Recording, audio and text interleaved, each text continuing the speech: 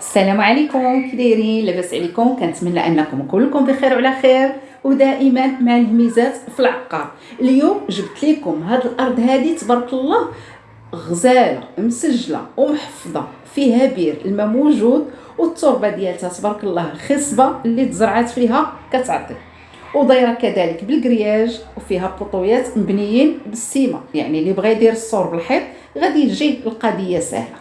كيف قلت لكم الارض مسجله ومحفظه، فيها 4 الهكتارات، واللي زوين بزاف الموقع ديالها، يعني هاد الارض قريبه ما بعيداش، كاينه في دوار الشرفه، طريق بن معاشو، جماعه الشوكه، اقليم جديده، ومحفظه في ازمور، يعني في المحافظه ديال ازمور.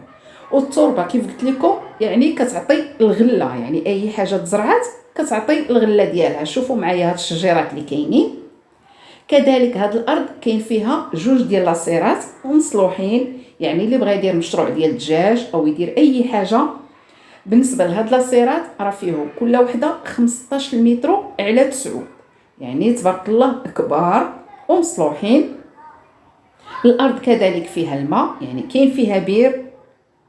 الارض تبارك الله زوينه، يعني في الحقيقه هذه مزال الناس اللي كيقلبوا يشريو بحال هكذايا اراضي في النواحي ديال المدن. هذه همزه ما يفلتوهاش. غادي نخلي لكم الرقم ديال مولاتها في اخر فيديو، تواصلوا معها وسيروا شوفوا مباشره، لان السيده ما صوراتش لينا الارض كامله لان تبارك الله كبيره. اللهم بارك. هادو هما لاصيرات، وهنايا السور كاين فيه الكرياج، وكيف قلت لكم البطويات راهم مبنيين بالسيمه. الارض تبارك الله مسجله ومحفظه وما بعيداش، كاينه في اقليم جديده، طريق بن معاشو، دوار الشرفه، جماعه الشوكه، ومحفظه في ازمور، يعني المحافظه ديال ازمور. وبالنسبه للثمن هو 300 مليون. اللي مهتم تواصل مع السيده والله يسخر الجميع. شوفوا معايا ما شاء الله. ورغم ذلك السيده راه ما صوراتش لينا الارض كامله لانها تبارك الله 4 الهكتارات، وكاينه فيها واحد الدويره صغيره.